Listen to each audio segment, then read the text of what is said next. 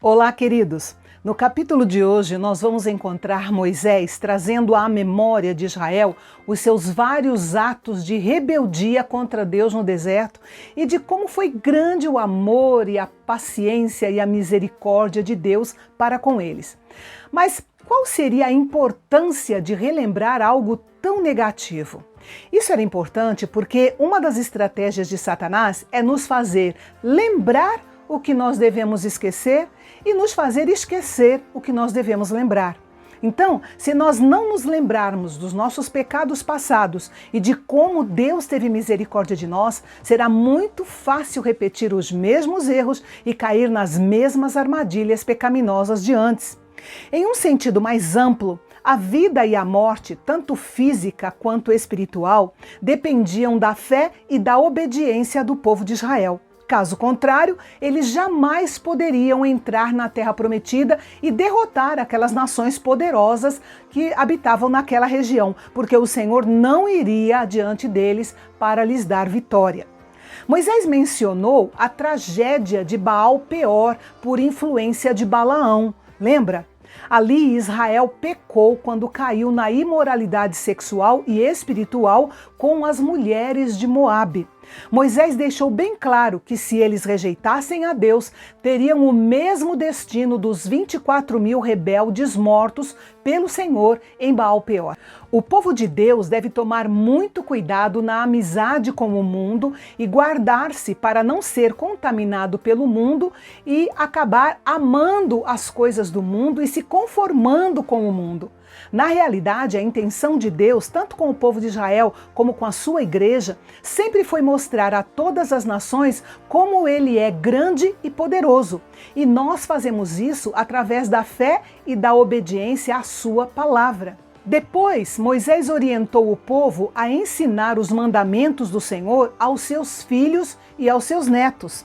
Em Canaã, eles estariam cercados de povos pagãos e era imprescindível que cada geração conhecesse as maravilhas que o Senhor havia feito no meio do seu povo. A geração mais velha era responsável por instruir a nova geração, além de lhe servir de exemplo e de estímulo para eles. E nós também, se não ensinarmos os nossos filhos sobre Deus e sobre a sua palavra, logo vai surgir uma geração que não conhece o Senhor. Por isso, os pais não devem colocar essa responsabilidade nas mãos dos professores de escola dominical ou líderes do departamento infantil da igreja, por mais importantes que sejam esses ministérios, porque os pais são a primeira opção de Deus para ensinar os filhos. O bom exemplo dos pais deve levar os filhos ao temor e à obediência do Senhor. Caso contrário, o mau exemplo e a negligência espiritual podem ser imitados pelos filhos e produzir consequências tristes ao longo de suas vidas, e isso deve servir de alerta para o povo de Deus. Moisés também desafiou o povo a aprender com o próprio fracasso. Foi por causa deles que Deus havia disciplinado Moisés, não permitindo que ele entrasse na Terra Prometida. Israel precisava saber que nenhum homem, nem mesmo Moisés, estava acima da lei de Deus. Moisés foi humilde o suficiente para reconhecer o seu pecado e o seu fracasso, sabendo que ele não era insubstituível.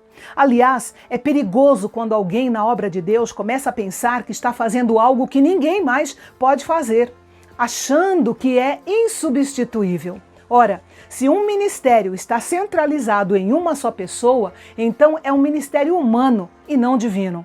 Moisés era humilde e sábio o suficiente para saber que ele devia passar o bastão para Josué, que era mais jovem, guerreiro valoroso, fiel a Deus e totalmente capaz de dar continuidade à obra que ele, Moisés, havia começado.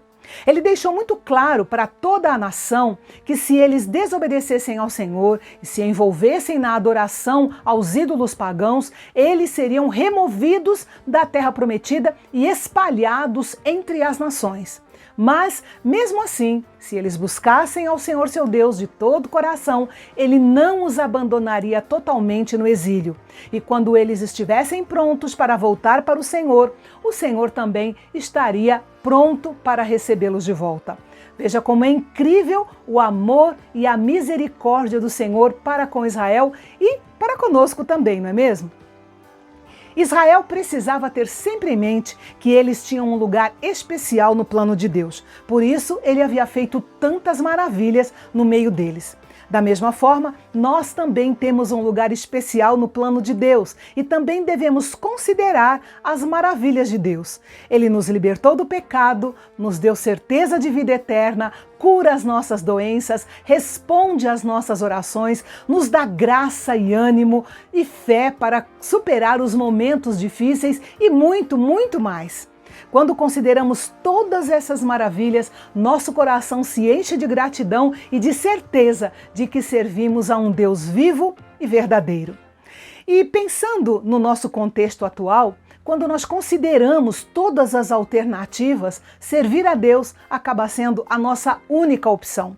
E se alguém acha difícil seguir Jesus, é bom saber que a situação fica bem pior sem Jesus na vida. Na sequência, então, Moisés separou 3 cidades do lado leste do Jordão, já como parte da preparação para entrar na Terra Prometida. Deus havia ordenado que fossem separadas 6 cidades de refúgio, lembra? Seriam 3 cidades do lado de cá do Jordão, do lado leste, e 3 cidades, então, do outro lado do Jordão. Por isso, Moisés designou apenas 3 cidades aqui do lado leste do Jordão, porque as outras 3 cidades seriam designadas quando o povo entrasse em Canaã. Só que Moisés não estaria lá, por isso ele fez aquilo que ele podia fazer.